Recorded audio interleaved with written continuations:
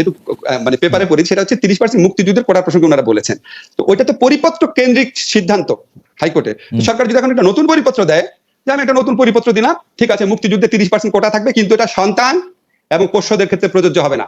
যদি মুক্তিযুদ্ধ পাওয়া যায় তাহলে প্রযোজ্য হবে। আপনি যদি পাওয়া যায় দেন 30%, যদি আপনি ইন্টারিম রিক্রুটমেন্ট পলিসি অনুসরণ করতে চান পুরোপুরি অনুসরণ করেন, ওই পলিসিতে মুক্তিযুদ্ধের সন্তানের কথা বলা নাই, তার পোষ্যদের কথা বলা নাই, তাহলে আপনি হাইকোর্টের রায় অনুযায়ী, আমি যদি সরকারে থাকতাম আমি হাইকোর্টের রায় অনুযায়ী বলতাম ঠিক আছে 30% মুক্তিযুদ্ধের কোটা আছে, প্রকৃত মুক্তিযোদ্ধা পাইলে 30% দিব, ছেলেরা পাবে না, নাতিরা পাবে না, ছেলেরা পাইলো, মুক্তিযোদ্ধা সন্তানরা পাইলো, নাতিরা পাবে না, ছেলেরাও পাবে না, নাতিরা পাবে না। আরেকটা কথা, যদি শূন্য থাকে পদ অবশ্যই সেটা মেধাবীদের দ্বারা পূরণ করা হবে। সরকার এই ধরনের একটা পরিপত্র জারি করে দেয়, তাহলে হাইকোর্টের আদেশও মানা হলো, এই আন্দোলনের আপনার যুক্তিগুলো মানা হলো, করা যায়, এখনো সরকার পারে করলে। আমি প্রফেসর আসিফ নজরুল আপনার কাছে আমি একটা ছোট প্রশ্ন করতে চাই, তার আগে দর্শকদের কাছে আমরা জানতে চাইছিলাম সরকারি চাকরিতে কোটা ব্যবস্থা বাতিল করা উচিত বলে মনে করেন কিনা।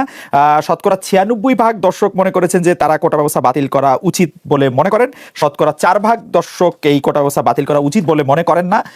67,000 দর্শক আসলে ভোট দিয়েছেন। প্রফেসর আসিফ নজরুল, আমি একটু আপনার কাছ থেকে একটু বিষয় একটা জানতে চাই যে এখন আওয়ামী লীগ যে এরকম সরকার 15 বছরের বেশি সময় ধরে তারা ক্ষমতায় আছে, তাদের সামনে ডিল করার মতো আরো অনেক বিষয় আছে তাদের, তো আপনার কাছে কি মনে হয় যে তারা যদি সরকারের মানে আইন আদালতের কাঁধে বন্দুক রেখেও এটা করতে চায়, কেন করবে? মানে কোটা ব্যবস্থা মুক্তিযোদ্ধাদের জন্য চালু করে সরকার আসলে কি গেইন করবে বা কি গেইন করতে চায়? আমরা তো এরকম অনেক সময় শুনি যে বিএনপি সবচেয়ে বড় মুক্তিযোদ্ধাদের দল, আমরা এরকম শুনি মুক্তিযোদ্ধারাই এখন আওয়ামী লীগের সবচেয়ে বিপক্ষে অবস্থান নিয়েছে, আমরা শুনি বামদের মধ্যেও অনেক বড় বড় মুক্তিযোদ্ধা রয়েছে।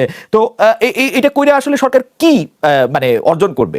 সরকার যদি চায়, আমরা যেরকম মেকানিজমের কথা শুনি, সরকার তো যাকে খুশি তাকে চাকরি দিতে পারে আসলে, মানে নানা রকম মেকানিজম করে। না, আমি আপনাকে বলি, আমার কাছে মনে হচ্ছে সরকারের মধ্যে, সরকার মানে তো আর শুধু আমাদের প্রধানমন্ত্রী না, সরকারের মধ্যেও তো আমরা দেখেছি এমন কোনো এলিমেন্ট আছে যারা ভুয়া মুক্তিযুদ্ধের সার্টিফিকেট দিয়ে হলেও চাকরি পেতে উৎসাহী। ভুয়া মুক্তিযোদ্ধা কিন্তু একটা বাণিজ্যও তো আছে, দেশে আছে না?